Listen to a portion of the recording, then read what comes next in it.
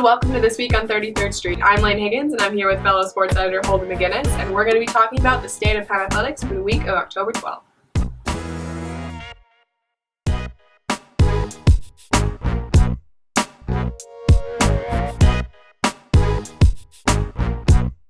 The field hockey team has had an amazing run this season, and Alexa Hoover has broken pretty much every record there is to have.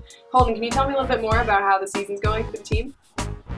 So Penn field hockey right now, they've moved up to being 16th in RPI. They're 9-1 on the season, 9 straight wins, which is first time in a long while for this team. They've really exceeded every single preseason expectation that was set for them. And Alexa Hoover, obviously, as you said, Wayne, has been fantastic. Right now, she's ranked second in the nation in both goals per game and points per game. She's been up there at number 1 for a while. This weekend, they're going up to face Columbia, and their last 3 Ivy League games have been wins in overtime. We'll see what they can do here as they look to stay undefeated.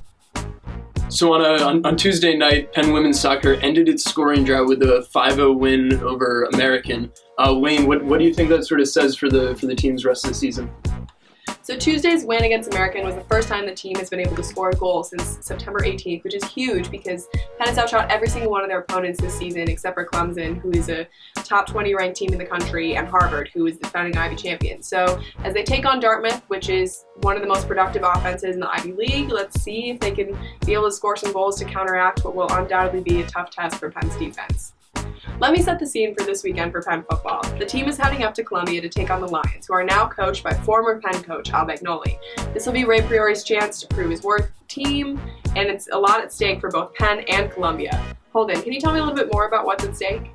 So yeah, obviously one of the main storylines going up to Columbia is that Penn's former coach Al Bagnoli is now the coach of Columbia and got the program their first win since 2012 last week against Wagner. For Penn, obviously there's a lot more at stake. They've put up some pretty solid performances coming back last weekend against Fordham, and now's really their chance to prove there's a lot of consistency to this team. They've had good performances against really good teams and some poor performances against a little bit lesser teams like Lehigh in the season opener. Against Columbia, this is definitely a really winnable game for the Quakers. We'll see if they're able to put the right product on the field.